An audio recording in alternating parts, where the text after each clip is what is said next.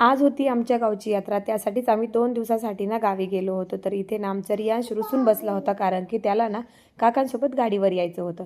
तर मग हे त्याचं असं रुसणं मनावून ना आम्ही निघलो आणि त्यानंतर ना इथे दिदू बाळाने छान असा त्याचा व्हिडिओ काढून त्याला खुश केला आणि त्यानंतर तोही रुसलेला विसरून गेला. मग त्यानंतर ना गावामध्ये पोहोचलो. तिथे गेल्याच्या नंतर खूप सारी गर्दी होती आणि एवढ्या गर्दीमध्ये ना ह्या मुलांना घंटी वाजवायची होती. तर तिथे काही आमचा हात पोहोचत नव्हता, पण कसं बसं आम्ही ते ट्राय करून ना परत दर्शनाला लागलो, कारण की खूप जास्त गर्दी असल्यामुळे ना तिथे वेटिंग होत्या.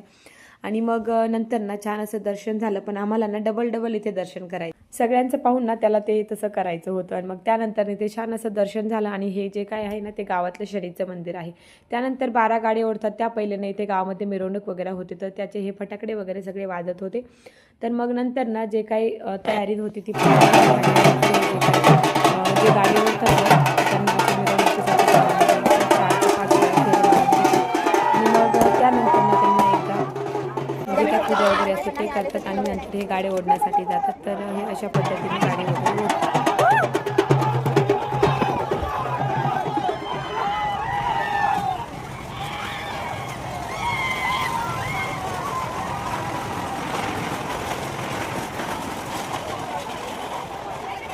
आणि हे काय आहे ना दृश्य बघण्यासारखं खरंच खूप छान वाटतं. आणि हा जो काही गाडा आहे ना तो देवाचा असतो, खंडोबाचा. तर छान अशी यात्रा झाली. घरी आलो, मस्त दिदूबाळाने गरम पुरणपोळी बनवली, छान असं जेवण झालं आणि असाच संपवला आजचा दिवस. तर कसा वाटला मिनी ब्लॉग कमेंट करून नक्की सांगा. चला भेटूयात नेक्स्ट ब्लॉगमध्ये, तोपर्यंत बाय.